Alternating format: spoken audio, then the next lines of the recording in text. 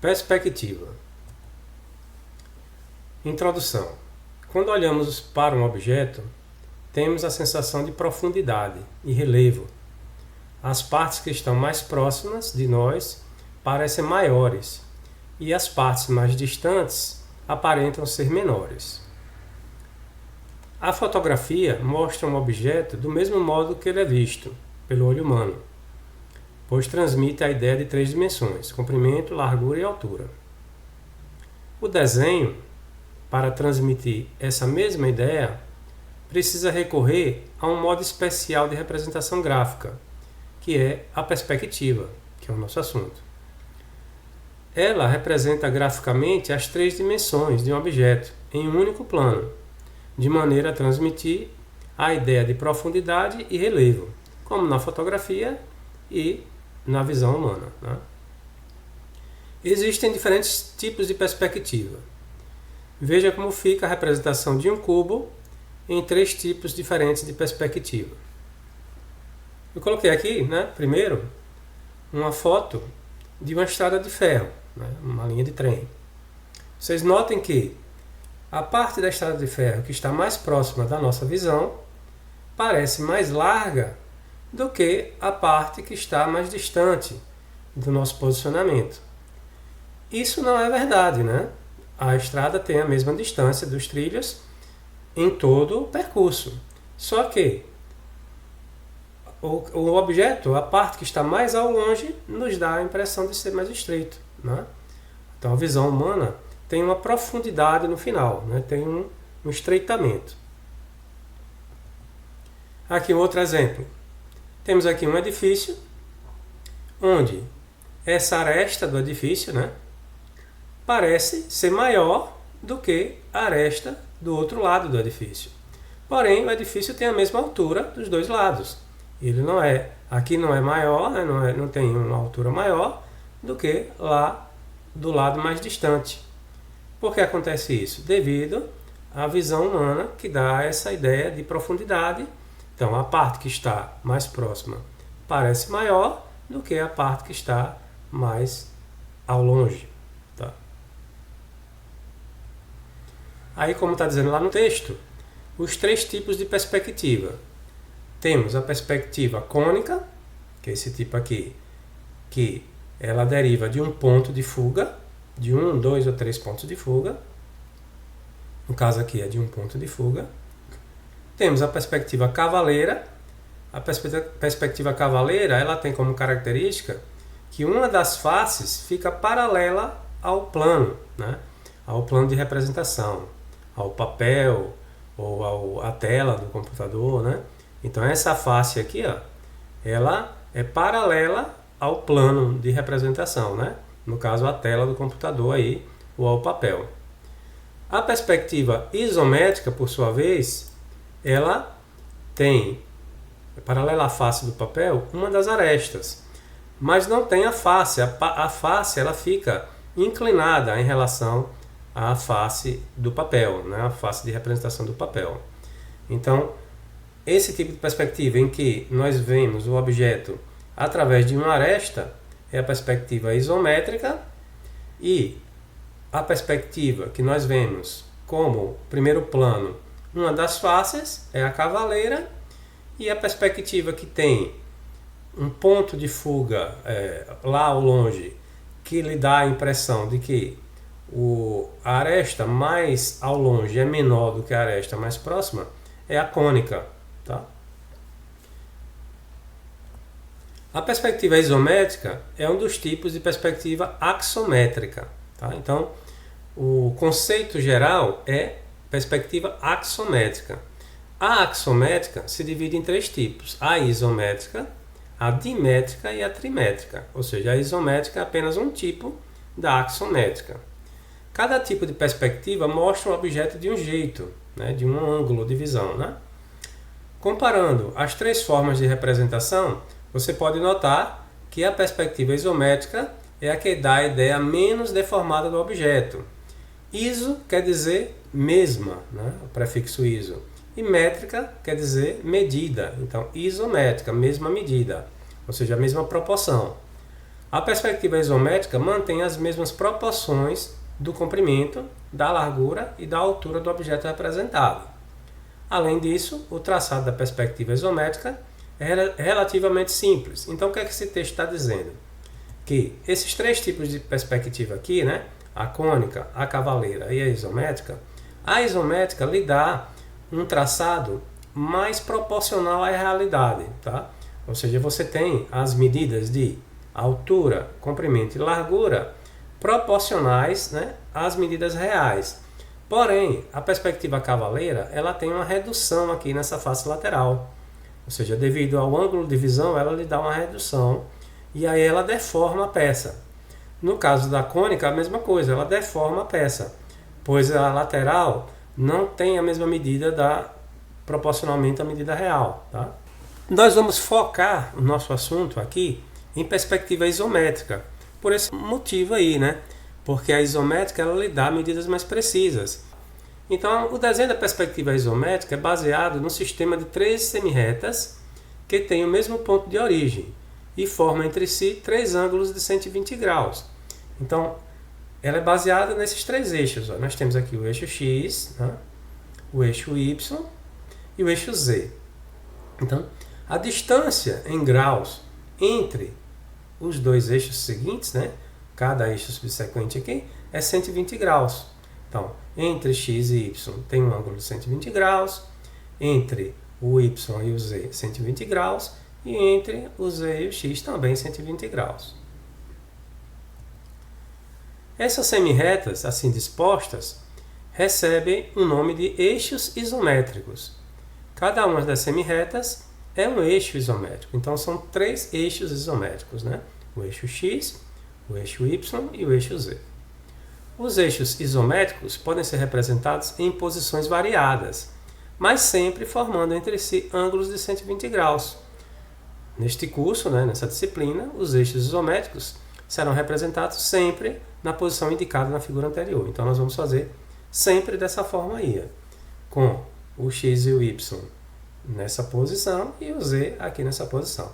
O que a gente pode variar é o z na vertical, só que subindo aqui em vez de descendo, mas no caso sempre nessas posições aqui. Mas o texto está dizendo que nós podemos girar, ou seja, mudar a posição do y e do x, né? Dar um giro aí de qualquer ângulo, desde que permaneça a distância entre os eixos como sendo 120 graus. Tá? Como é que a gente faz a perspectiva isométrica de um prisma? Então nós vimos lá no assunto sólidos geométricos que nós temos um dos sólidos geométricos chamado de prisma. Né? O prisma é um sólido geométrico irregular, né? É um poliedro irregular. Ou seja, como não tem todas as faces iguais, ele é um poliedro irregular. Então, como é que a gente faz para desenhar um prisma em perspectiva isométrica? Então, no início do aprendizado, é interessante manter à mão um modelo real para analisar e comparar com o resultado obtido no desenho. Neste caso, você pode usar uma caixa de fósforos fechada. Então, nós temos aqui o comprimento da caixa de fósforos, o C. Temos aqui a altura do objeto, né, da caixa de fósforos, que é o H. E temos aqui o L, que é a largura da caixa de fósforos. Então, o traçado da perspectiva será demonstrado em 5 fases, apresentadas separadamente. Na prática, porém, elas são traçadas em um mesmo desenho. É claro que aqui a gente vai mostrar as fases, né, do desenho, só que na realidade é tudo dentro da mesma construção gráfica. Tá? Primeira fase. Trace levemente os eixos isométricos e indique o comprimento, a largura e a altura sobre cada eixo, tomando como base as medidas aproximadas do prisma representado na figura anterior. Então, traça-se aqui uma vertical para representar o eixo Z, uma linha aqui para a direita para representar o eixo Y e uma linha aqui para a esquerda para representar o eixo X. Aí foi marcado aqui, daqui para baixo, a altura da caixa de fósforos. Foi marcado aqui, um pontinho aqui, o comprimento da caixa de fósforos. E aqui, esse outro pontinho, a largura da caixa de fósforos. Então, o primeiro passo é esse aí. Segunda fase. A partir dos pontos que você marcou, o comprimento e a altura, trace linhas isométricas que se cruzam. Assim ficará determinada a face da frente do modelo. Então, foi traçada aqui uma linha paralela ao eixo Y, aqui do pontinho que foi marcado aqui na altura, né? Aqui, essa linha tem que ser paralela a essa. Foi traçado também uma linha vertical paralela ao eixo Z. E aí, quando essas duas linhas se encontraram, descreveu-se uma face do objeto, né? Essa face aqui da frente do objeto. Terceira fase. Trace agora duas linhas isométricas que se cruzam a partir dos pontos onde você marcou o comprimento e a largura. Então, aqui o comprimento está aqui, né? Então, traço aqui uma linha aqui paralela a essa, paralela ao eixo X. Aí faz essa linhazinha aqui. Depois uma linha paralela ao eixo Y. Quando essas duas linhas se encontram, eu acho uma outra face do meu objeto. No caso aqui, a face superior do objeto. Quarta fase. E finalmente você encontrará a face lateral do modelo. Para tanto, basta traçar duas linhas isométricas a partir dos pontos que você indicou na largura e na altura. Então aqui, eu marquei aqui na largura, né? Um ponto, aí desço aqui uma vertical, paralela ao eixo Z. E traço aqui uma linha inclinada, paralela ao eixo X. Quando essas duas linhas se encontrarem, eu encontro uma terceira face, que é a outra face visível, né, da minha peça. Quinta fase, conclusão. Apague os excessos das linhas de construção, isto é, das linhas e dos eixos isométricos, que serviram de base para a representação do modelo. Depois é só reforçar os contornos da figura e está concluído o traçado da perspectiva isométrica do prisma retangular. Então aí você apaga o excesso dos eixos, né? Deixando só a peça aí desenhada. Tá? Então é simples, né? Tranquilo. É claro que, a depender da complexidade da peça, vai ter mais linhas a serem traçadas. Né? Nesse caso aí, é uma peça apenas com faces paralelas às faces marcadas pelos eixos. Mas pode acontecer de faces inclinadas, pode acontecer de faces arredondadas, então tem todo um procedimento. Mas isso aí é o princípio básico, né, para traçar uma perspectiva isométrica. Perspectiva cônica. Quais são os elementos essenciais da perspectiva cônica? Deixa eu mostrar de novo qual que é ela, né, para vocês lembrarem. Essa aqui, ó, que tem um ponto de fuga, né? Tem uma linha aqui, tem um ponto de fuga e tem um objeto. Então, quais são os elementos essenciais da perspectiva cônica? Nós temos o plano do papel, que é o plano onde você vai desenhar, né? Onde se quer construir a perspectiva, supostamente vertical, né? Porque ele pode estar numa mesa, né? Aí ele vai estar na horizontal. Pode estar numa prancheta inclinada, aí vai estar inclinado. Mas, supostamente, ele seria vertical. O plano de terra, que é um plano horizontal, onde se imagina o objeto apoiado, tá? Então, imagine um plano horizontal, onde o objeto que você vai representar está apoiado. A linha de terra, chamada de LT, é a interseção do plano de terra com o plano de papel. Deixa eu mostrar aqui no desenho seguinte, para a gente não perder os conceitos. Ó.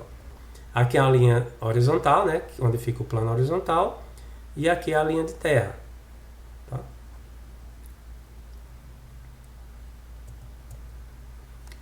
Plano do horizonte. É o plano horizontal que se encontra na altura do olho do observador. Esta altura é geralmente 1,5 m, ou seja, a altura média do solo ao olho humano. Será maior se quisermos ver o objeto de cima e menor se quisermos ver o objeto de baixo. Então o plano do horizonte é esse aqui, ó. Esse aqui, ó. É onde fica o olho do observador. Tá? Se eu colocar esse LH um pouco mais para cima, aí eu vou ter uma visão mais acima do objeto. Se eu colocar mais para baixo, eu posso ter uma visão de baixo do objeto. Mas nós colocamos ele geralmente, né, a 1,5 m, tá? Da linha do horizonte, né, onde fica a altura do observador. A linha do horizonte é a interseção do plano do horizonte com o plano do papel. Ponto principal, ponto de fuga, é o ponto de interseção dos raios ópticos. Encontra-se na linha do horizonte. Então, na linha do horizonte, nós vamos ter esse ponto aqui que é chamado de ponto de fuga. É dele que partem os raios ópticos que formam o objeto. Tá? Você imagine o observador aqui na frente desse objeto, olhando na direção desse ponto. Então, a direção dos raios ópticos vão descrever essas arestas laterais do nosso objeto, dando a impressão que a largura mais ao fundo é mais estreita do que a largura que está mais próxima, quando não é verdade, tá? Aqui, da mesma forma, só que aqui tem dois pontos de fuga, né? Então aqui, o raio do observador, né, da visão do observador, ele é lançado em duas direções, né? Tendo uma aresta aqui no meio, descrevendo duas faces laterais. Aí, nesse caso, você vê que essa aresta aqui parece ser menor que essa, mas não é porque ela está mais distante. Então, aqui é um desenho com um ponto de fuga e aqui com dois pontos de fuga, tá? Aí, o desenho que eu mostrei, ó, com um ponto de fuga, né? Aqui esse, mostra uma casinha aí, né? Representado com um ponto de fuga. E aqui uma mesma casinha, essa mesma casinha, só que com dois pontos de fuga, PF1 e PF2. Perspectiva oblíqua cavaleira. Então, é a projeção oblíqua sobre um só plano, estando o objeto em estudo com uma face paralela ao plano de projeção. É aquela perspectiva que eu mostrei antes, ó, lá no início, que tem uma das faces paralela ao plano de projeção. Esse aqui, ó, a cavaleira. Tá? Então, essa face está paralela ao plano do papel ou à tela do computador. Tá? Ela é chamada de cavaleira. E ela tem uma inclinação para um dos lados, ou para o lado direito ou para o lado esquerdo, tá? Mas ela só inclina numa direção, ou para um lado ou para o outro. A perspectiva cavaleira poderá ser desenhada com ângulos de 30 graus, 45 graus ou 60 graus, sendo recomendável, para minimizar as deformações impostas por esse tipo de perspectiva, representar a face perspectivada com as suas dimensões reduzidas a 2/3 quando for 30 graus, a 1/2 quando for 45 graus e a 1/3 quando for 60 graus, tá? Da dimensão real, respectivamente para os ângulos de 30 graus, de 45 graus e de 60 graus, tá? Então, 2/3 é para 30 graus, meio é para 45 graus e 1/3 para 60 graus. O que quer dizer isso? Ó? Na próxima tela está mostrando. Olha aqui. Então, esse primeiro cubo, né, esse primeiro hexaedro, ele está em perspectiva cavaleira de 30 graus. O que é isso? Ó? Esse 30 graus é esse ângulo que essa face lateral forma com essa linha horizontal que está alinhada com o plano da frente, né? Com essa face frontal. Então, se esse ângulo for 30 graus, então eu vou usar 2/3 do real para medir essa lateral aqui. Então, digamos que aqui seja 1 metro, tá? Essa medida, ou seja, todos os lados têm 1 metro. Mas na hora que eu for desenhar a perspectiva cavaleira, eu não vou desenhar essa linha inclinada com 1 metro. Eu vou desenhar com 2/3 de 1 metro, tá? Por quê? Porque a inclinação da face esconde a medida, ou seja, dá uma deformação. Então eu tenho que acompanhar essa ideia de deformação da inclinação da face, tá? Na perspectiva cavaleira. E aí, quanto maior o ângulo de inclinação, eu vou reduzindo essa medida. Nesse caso aqui, é a mesma peça. Essa peça de cá é a mesma dessa da esquerda, tá? Só que aqui foi girado com um ângulo de 45 graus. Então, que valor eu coloco aqui na linha inclinada? Eu coloco metade, né? 1/2 do valor da medida real. Então, se aqui tem 1, eu vou colocar aqui 0,5. Certo? Note que você olha, né? Você percebe que essa face lateral parece ser menor do que essa daqui, mas é a mesma face, só que ela está mais escondida, né? O ângulo está ocultando um pouco mais ela. Você vai perceber bem mais ainda no de 60 graus. Ó. Então você pode inclinar 60 graus, né, a peça. Então você vai ter uma face aqui mais oculta. E essa medida inclinada, você vai ter que desenhar com 1/3 do valor real. Então se aqui tem 1 metro, aqui você vai colocar 1 metro dividido por 3, aqui nessa medida inclinada dessa face lateral. Então é assim que representa a perspectiva cavaleira. Ela dá um pouquinho mais de trabalho porque tem que fazer essa continha, né? Então, para todas as linhas inclinadas na direção da face lateral, você vai ter que aplicar esse fator de redução aí, esse K, tá bom? Para poder ter essa redução para representar bem a perspectiva cavaleira. Então, em que a gente usa, né, na nossa profissão de técnicos, engenheiros, arquitetos, a perspectiva, né? Esse artifício da perspectiva. A gente pode fazer a perspectiva de uma casa para mostrar ao cliente, né? A gente tem uma perspectiva isométrica de uma casa, tá? Para você mostrar bem ao cliente como é que vai ficar a casa dele, né? Nós usamos bastante a perspectiva isométrica também no isométrico da tubulação de hidráulica. Aqui nós temos, ó, uma instalação hidráulica de uma casa. Aqui essas linhas de baixo são as paredes, a representação da parede da casa, a base da parede, tá? Como se fosse a base da parede. É como se a gente pegasse a planta baixa, a gente dá um giro para que fique 30 graus para a direita e 30 graus aqui para a esquerda, certo? Por que 30 graus? Porque se eu passar uma linha horizontal, né, naqueles eixos isométricos, eu vou marcar aqui entre essa horizontal que eu fiz e os eixos X e Y, X para cá e Y para cá, um ângulo de 30 graus, tá? Então a gente usa o esquadro de 30 graus para fazer essas linhas inclinadas na perspectiva isométrica.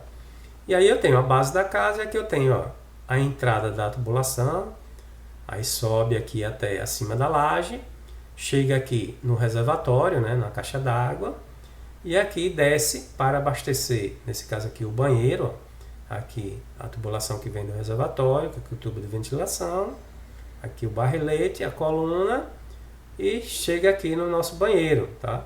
Nós vamos fazer um desenho desse, tá? Pelo menos do banheiro nessa disciplina, tá bom? Em perspectiva isométrica.